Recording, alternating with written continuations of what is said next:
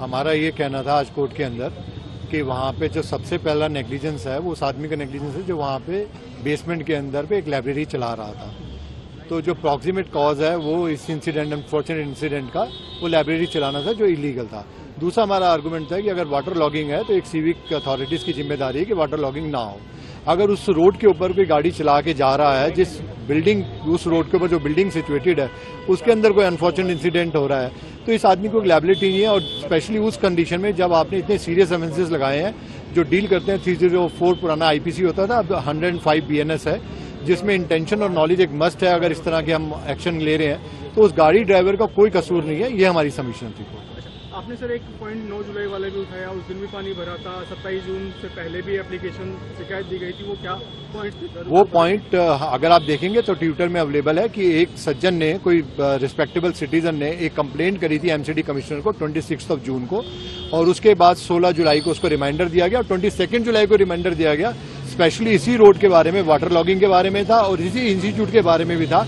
अगर उसके बाद भी सिविक अमेनिटीज इस इंसिडेंट को रोक नहीं पाई है तो एक थर्ड पार्टी जो अनअवेयर है उस रोड से निकलने का कसूर कर रही है, उसको आप एक्यूज नहीं बना सकते। मेरा कहना यह था कि कोर्ट इस केस की सुपरिटेंडेंस खुद करे और इनोसेंट आदमी ना पकड़े जाएं, राइट कल्प्रिट पकड़े जाएं, ताकि उन 3 बच्चों की परिवार वालों को, बाकी स्टूडेंट्स को जो बेचारे रोड में जो 20 घंटा पढ़ा करते थे, वो आज बेचारे रोड के ऊपर हैं एक जस्टिस के लिए, उनको कम से कम न्याय मिल सके। क्या सर इसमें अभी तक किसी सरकारी विभाग के किसी अधिकारी की कोई गिरफ्तारी हुई है, किसी से पूछताछ हुई है? कल हमने ये पॉइंट कोर्ट के अंदर आर्गूमेंट किया था, तो हमें ये बताया गया, कोर्ट ने स्पेसिफिकली एक क्वेश्चन पुट करा इन्वेस्टिगेटिंग ऑफिसर से, तो उनका जवाब ये था कि इसमें हमने एमसीडी के कुछ ऑफिसर्स को सम्मन करा है। तो हमने कहा अगर आपने उनको नोटिस करा है तो फिर इस आदमी को नोटिस देना चाहिए था। आप किसी भी, इसमें 3-4 अथॉरिटीज हैं, पीडब्ल्यूडी है, दिल्ली जल बोर्ड है, एमसीडी है, दिल्ली फायर सर्विसेज वाले हैं जो लाइसेंस देते हैं, पर उसके बाद इंप्लीमेंटेशन या सुपरविजन या रिन्यूअल के में इंस्पेक्शन करने क्यों नहीं जाते हैं? अगर ऐसी रेगुलेटरी चल रही है तो आप एक चीज को होने के बाद क्यों ऐसा काम करते हैं? ये हमारा सबमिशन। सर आपने कुछ मेडिकल ग्राउंड पे भी कुछ कोर्ट से जो है लीनियंसी की रिक्वेस्ट की थी कि भी देखा जाए उसको, वो क्या है सर? हमारा बेल का ग्राउंड ऑन मेरिट था और साथ में ये था कि उसकी situation, he is not keeping well, उसको अल्सरेटिव कोलाइटिस है।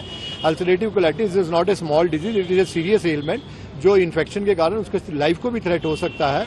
तो उसके लिए भी उसको one of the ground for bail था हमारा, और हमारा ऑन मेरिट भी था। सर जो पीपी है उनका एक बहुत बड़ा ग्राउंड ये था, सबमिशन ये था कि जो मनोज कथूरिया हैं वो ऑफ रोड व्हीकल चलाने के शौकीन हैं और उन्होंने वहां उस दिन भी लापरवाही के साथ अपनी गाड़ी को चलाई, और अगर ऐसे ना चलाई होती तो हादसा नहीं होता। ये बिल्कुल इररिलेवेंट, क्योंकि मेरे फ्रेंड ने आर्गूमेंट करे हैं, बट मैं इसको बेबुनियाद आर्गूमेंट समझता हूँ। विद रिस्पेक्ट टू हिम, उनका अपना अपोज करना था तो अपोज करने के लिए कोई ना कोई उनको ग्राउंड चाहिए। ये व्हीकल एक पैसेंजर व्हीकल है, मार्केट में अवेलेबल है, गवर्नमेंट के लाइसेंस द्वारा व्हीकल है, इक्विवेलेंट एक एसयूवी है। अगर एक एसयूवी कोई आदमी चला रहा है, और आजकल की तो मोस्टली गाड़ियां एसयूवी चल रही है दिल्ली में, तो एक एसयूवी गाड़ी चलाने से आप कंट्रीब्यूट, एड, एंगेजमेंट कैसे लगा सकते हैं कि उसने ऑफेंस में किसी तरह से फैसिलिटेट किया?